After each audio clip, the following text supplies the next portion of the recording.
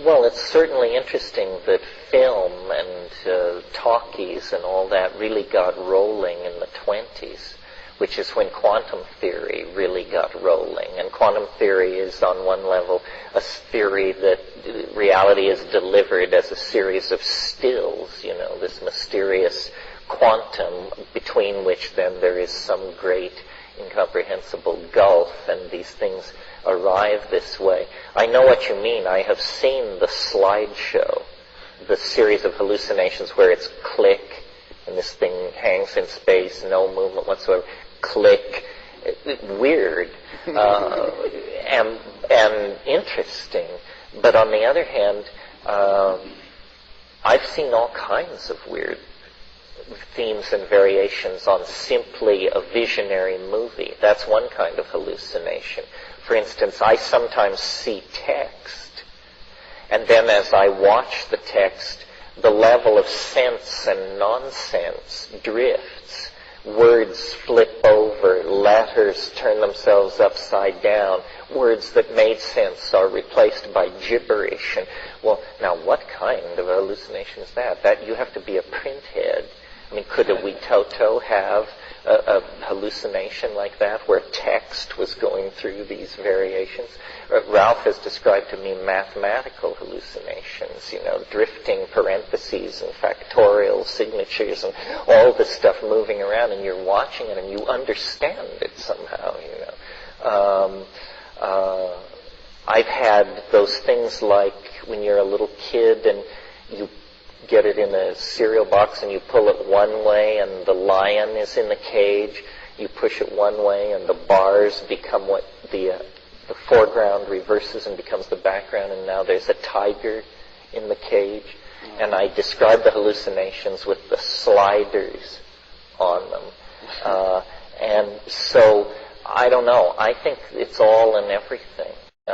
You cannot conceive of information in a way that the hallucinogens then can't see your bid and raise the ante. Yeah.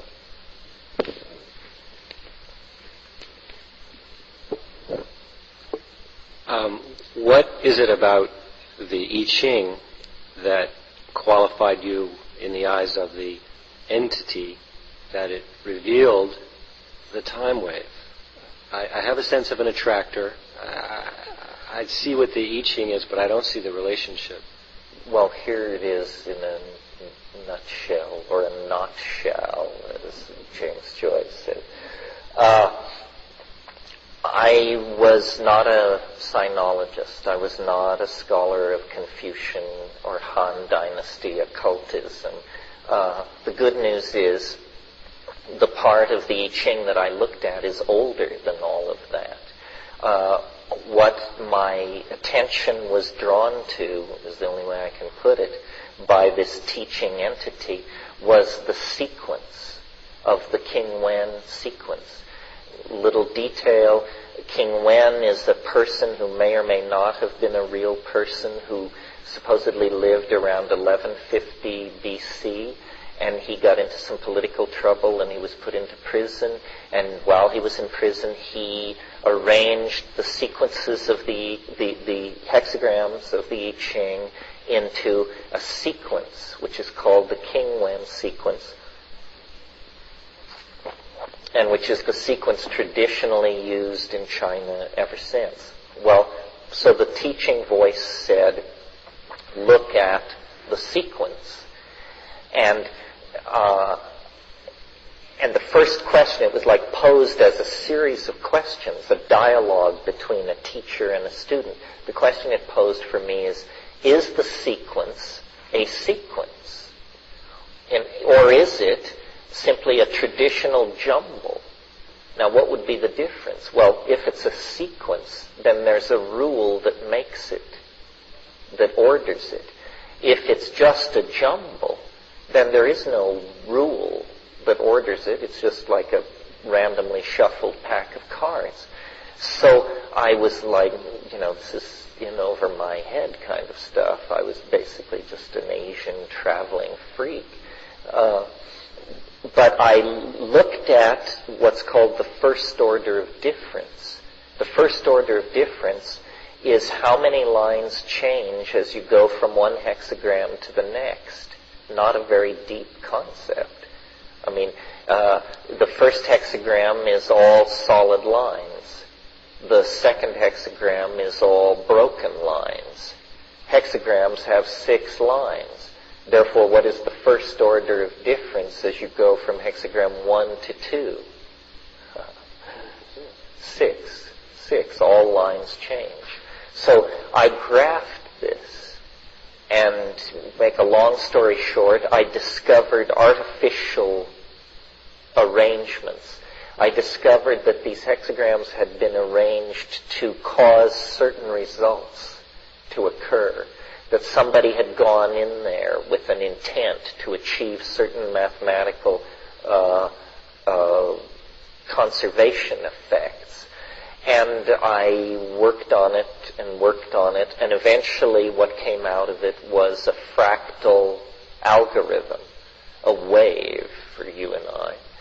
And this wave is like a stock market graph, except that it's not showing the price of something. It's showing the ebb and flow of habit and novelty. And when the wave moves upward, habit, entropy, conservation, recidivism is increasing. And when the wave moves down, novelty, innovation, information, connectivity, anti-entropic process is increasing. And the idea was that this would allow an understanding of history, that you would be able to lay the wave over the past. And when you got a perfect matchup with past revolutions, breakthroughs, atrocities, migrations, language changes, and so forth, you would just propagate the wave forward into the future, and you would have not only a theory of history, you would have a theory of future time. And so all this was done, to make a long story short. And the nature of the mathematical object being used was that it was a damped oscillation, or it was a self-limiting cycle. So it didn't just go on and on to infinity. It actually had a finite end. Well, the big surprise was when we got it matched up to history in the way that we felt was the best way, the way that most true to the most events in the intuition of the largest number of people kind of argument. Then we went to see where is the end point, where is the singularity, thinking that it could be hundreds of years in the future, thousands of years in the future, millions of years in the future. This was in 1975. Discovered, no, it's 38 years in the future. So that was the first surprise, that the wave, which seemed to work so well on the past, burdened itself with a near-term prediction that seemed highly unlikely. The second surprise came some 6 weeks later when somebody pointed out that to the day, we had calculated our way to the end of the Mayan calendar. Now that is weird, folks. The only thing I have in common with the Mayan calendar is that we both, I and the Maya, took psychedelic mushrooms. Well, is it so woo-woo that it's actually as though there's a barcode in there? And if you get deep enough in and pass all the gates and pass all the passwords and get to the sanctum sanctorum, that then is revealed this access point of time.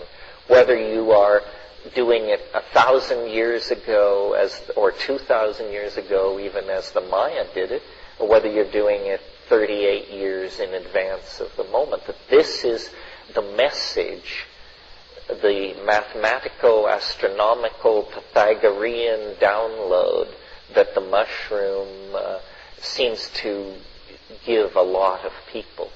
I mean, I don't say if you take mushrooms you will find yourself caught up in the dynamics of the Mayan calendar, but you might. Many have. I certainly